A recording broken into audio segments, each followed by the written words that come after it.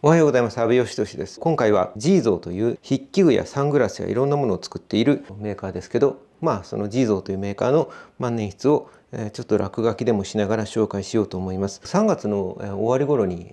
よく自分も話題に出す万年筆専門チャンネルのエモチャンネルさんのところで G ゾーのその流行らせキャンペーンみたいなものをやって、その G ゾーの万年筆を新しいやつとかをいろいろ紹介してたんですけど、その時にちょうど自分は新しく出たこのスピードマスターという万年筆、3本買ってたんで一緒に動画を作ろうと思ったんですけど、仕事忙しくてとてもちょっと時間が作れなくて、今やっと一息ついたんで G ゾー流行らせキャンペーン自体はもう一段落してしまったんですけど完全にタイミングを逸してますけど、そういえばこれ買ったっきり紹介してなかったなと思ったんで、紹介してみようと思います。こっちの、G ゾーのマエストロの方のシリーズは以前に1回紹介してるかなと思います。なんか物撮り写真とかをなんかやったのかな。これは2本ありますけど、1本はボールペンで1本は万年筆です。で、もともとは F のニブが入ってて、要望車かな、要望のシャープ6かなんかの万年筆のそのニブがついてるんですけど、F の太さのやつが本来はついていて、それを、EF のニブに変更しています。ただ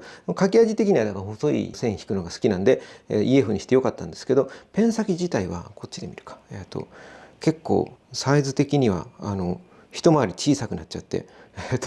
なんだろうな、でかいこの F の方が良かったかなみたいなことを思ったりして、一回後でまた元に戻そうかなと悩んだりしているところです。ボールペンの方は、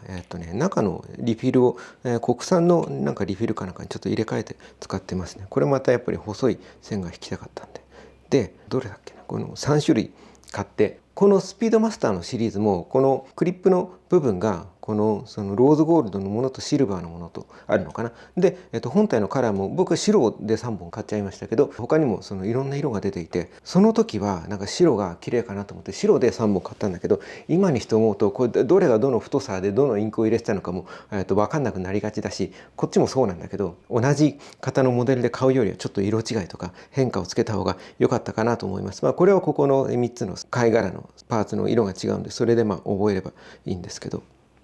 こっちが F でこっちが EF で、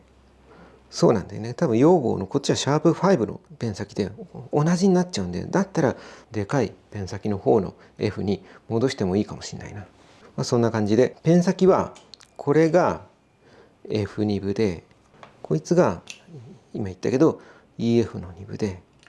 もう一個あんまり自分は太字を買うことはないんだけど、この時にはちょっとあまりにも細字ばっかりで変化がないんで M の中字のものを買いました。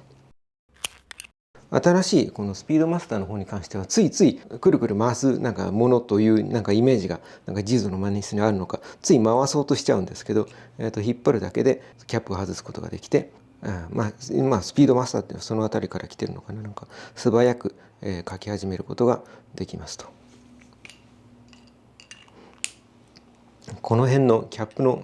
閉めたり開けたりする時のこのパチンっていう質感とか、開ける時のこのなんだろうな、ちょっと力を加えるとパチッと抜ける感じとか、この辺の質感は非常によくできていて、写真で見た時には白がいいと思って、実際白いいんですけど、実際実物を見てみたらその写真で見た以上に本体の伝わるかな、この白の質感がすごく良くて、なんかプラスチッキーなものに見えてしまうとちょっと全然違うんだけど、これはなんか見た感じはちょっと艶消しの素材になっている、これなんだろうな、金属なのかな、素材でできていて、ちょっとその辺り具体的に何でできたのかちょっと分かんないというか、とにかく程よい重量感となんかこのしっとりした質感と、見てなんだろうな、写真で見たよりも全然高級感があって、でこの質感だったら出ていた、例えばブラックとかエメラルドグリーンとかなんかいろんな色が出ていて、そっちのモデルでも全然良かったなと思って、また追加で買ってしまいそうですけど、さすがに同じ型のやつをそんなにたくさん持ってもしょうがないんで、これはこれでいいんですけど、太字のやつにはちょっと色の薄い、これはなんか何に入ってたインクだっけな、なんかゴールドっていうインクを入れています。これは別にジーゾのインクじゃなくて、ダイヤミンのインク弁当カレンダーかなんかに入ってたインクかもしれないですねを入れていますと。でまあちょっとなんか落書きでもしてみるかなと思って。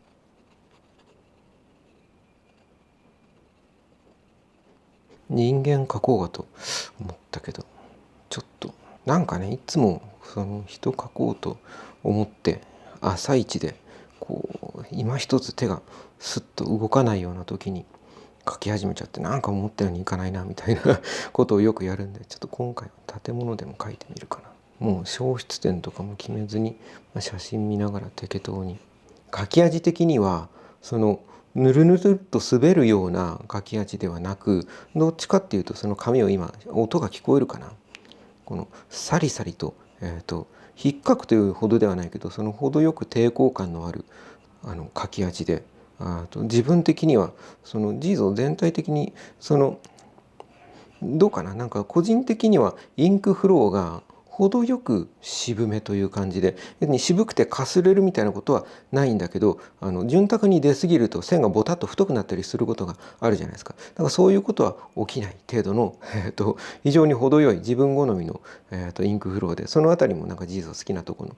ろの、ポイントの一つですかね。まあ黄色の薄めのものでちょっと軽くした当たりを取って、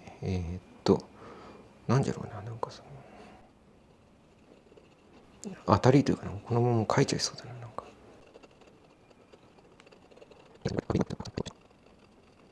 まあ、最後は適当。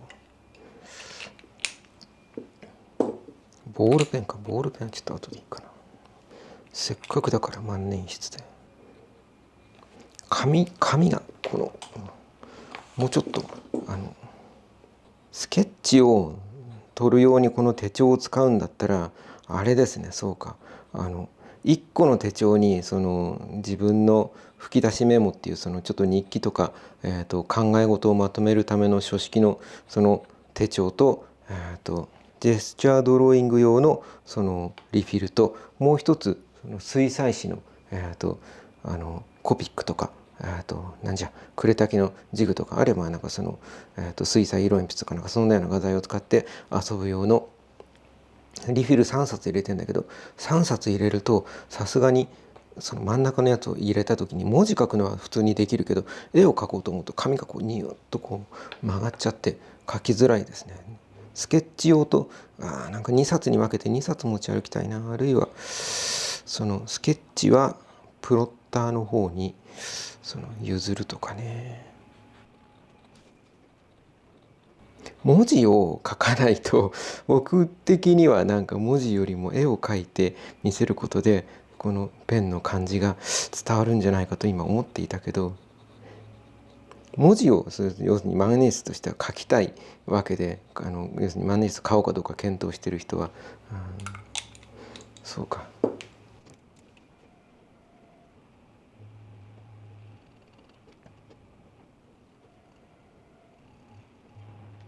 まあタッチとしてはその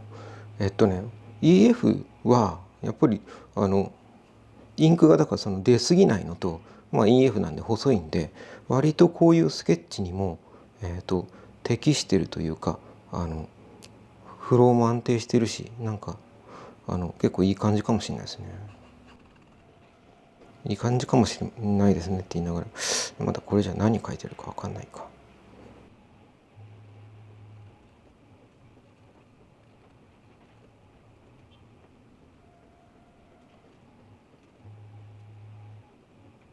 写真がお手本にあるとやっぱどうしてもその当たり前だけどそれを見て描いてるんで当たり前だけど引っ張られるな。なんかその原型をとどめないぐらいなんかこの変えて描いちゃおうと思ったんだけど、 EF に比べると F は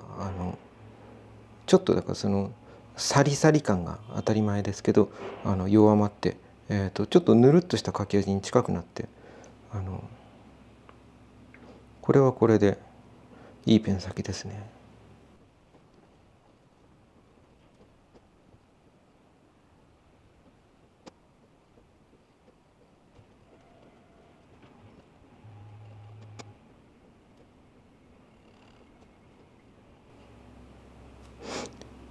いかん、カメラが揺れちゃってるかもしれない。タンドを今仕事場ですけどスタンドを自宅にちょっと忘れてきちゃって関係ないマイクラのこれなんだっけクリーパーだっけ、の上にカメラ乗っけて撮ってるんでちょっと揺れますね。これにさらにクレタケのジグかコピックでなんか着色したいな。でもそれを考えると今入ってるインクが顔料系のインクなんで流れちゃうよね。そうか、失敗したな。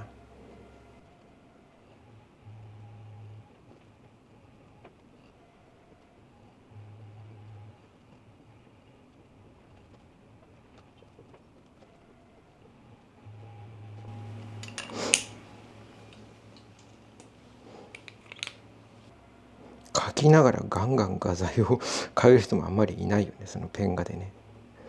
よいしょ。自分はだから最近万年筆がいっぱいありすぎちゃってだからその朝のちょっとしたメモ書きをする時とかも1本の万年筆しか使わないとインクがその使ってない万年筆固まってっちゃうから、なんか数本の万年筆をちょっと書く1行書いたらなんか万年筆変えて書いたりとかなんか今してますね。パースおかしくなっちゃった。下書きもせずにこの階段の段差とか分かんないもんね。こうか。またボールペンがなんか意外と書きやすかったりしてね。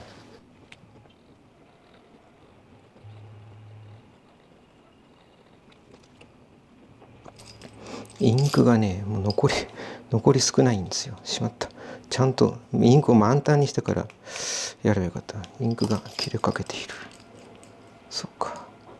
まあ中途半端ですけど、こんな感じで